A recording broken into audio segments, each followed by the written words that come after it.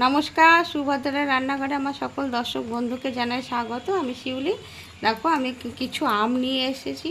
তো আমগুলোকে আমি কেটে চেঁচে একদম পাল বের করে নেব, দিয়ে তোমাদেরকে দেখাবো আমি আজকে পাকা আমের আমসত্ত্ব বানাবো। যার জন্য আমি এগুলোকে আগে রেডি করে নিই, তারপর তোমাদেরকে দেখাচ্ছি। আমি সমস্ত আমটা দেখো চেঁচে পরিষ্কার করে নিয়েছি। এবার আমটাকে আমাকে ছাঁকতে হবে। আমি একটা স্ট্রেনার দিয়ে ছেঁকে নেব। আমি এই কড়াটা গ্যাসে বসিয়ে রেখেছি। এই কড়াতেই আর কি আমটাকে আমি ফুটিয়ে নেব। যার জন্যে এই কড়াতেই আমি আমটা ছেঁকে নিচ্ছি স্ট্রেনারের মধ্যে ঢেলে। দেখো আমটা আমি স্ট্রেনারের মধ্যে দিয়ে একদম পালটা বের করে নিচ্ছি। দেখো অনেকটা বেরিয়েছে, এখন অনেকটা রয়েছে। দেখো অনেকটা ছিবড়ে হয়ে গেছে, আঁশগুলো আটকে গেছে, এগুলো আর বেরোবে না। যার জন্য এগুলো আমি ফেলে দিচ্ছি। আমি গ্যাসটা জ্বালিয়ে দিয়েছি। এবার আমি এটাকে ফুটিয়ে নেব ভালো করে, সুন্দর করে। দেখো একদম ফুটছে। এবারে আমি একটু চিনি লবণ দেব, স্বাদ মতো একটু লবণ দিয়ে দিলাম, আর একটু চিনি দেব। যদিও আমটা মিষ্টি, তবুও একটু চিনি দিয়ে দিলাম। দু চামচ মতো চিনি দিয়ে দিলাম। এবারে আমি ভালো করে ফুটিয়ে নেবো, একটু একটু ঘন হবে। তারপর এটাকে একটু ঠান্ডা হলে তারপর থালায় থালায় ঢালবো। তো তোমরা এভাবে বানাবে, বানিয়ে একবার দেখবে।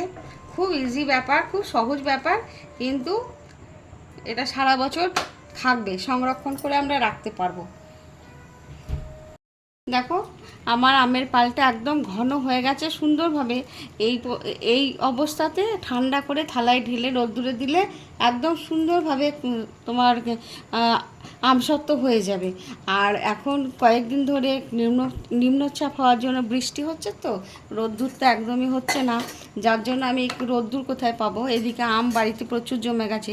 কি করেছি বলতো, একটু এটা হচ্ছে কর্নফ্লাওয়ার নিয়েছি। আমার কাছে কর্নফ্লাওয়ারও শেষ, যাই হোক 1 চামচে কর্নফ্লাওয়ার ছিল, সেটাই দিয়ে দিয়েছি।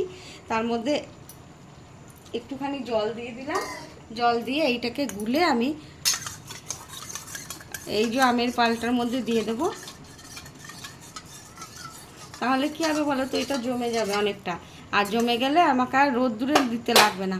এটাকে আমি ঠান্ডা ফ্রিজে ভরে রেখে দিলি, কিছুক্ষণ ঠান্ডা হয়ে জমে যাবে।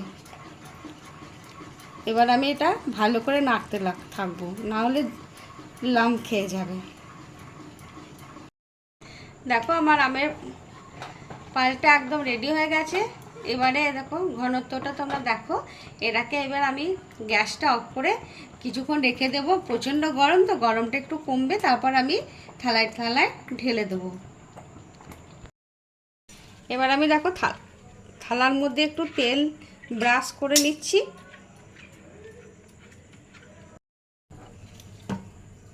এবার আমি আমের পালটা ঢেলে দিচ্ছি। ভারী সুন্দর হয়েছে, কালারটা ভীষণ সুন্দর হয়েছে। আমের কালারগুলো ভীষণ ভালো আর খুব মিষ্টি, যার জন্য ভারী সুন্দর হয়েছে। দেখো আমার রেডি হয়ে গেছে। আমি এবার একটু ট্যাপ করে দিচ্ছি থালাটা, যেন কোথাও ফাঁক না থাকে। এবারে আমি এটাকে ঠান্ডা হয়ে যাবে, দিয়ে ফ্রিজের মধ্যে রেখে দেবো। তারপরে 1 ঘন্টা বাদে বের করে তোমাদের দেখাবো। দেখো আমি 2 ঘন্টা পরে নিয়ে এসেছি আমটা বের করে ফ্রিজ থেকে। আমি তো ফ্রিজে রেখেছিলাম, রোদ্দুর তো দিইনি, কারণ রোদ্দুর তো হচ্ছে না, এখন তো বৃষ্টি চলছে। যাই হোক, তো দেখো কেমন উঠছে, দেখো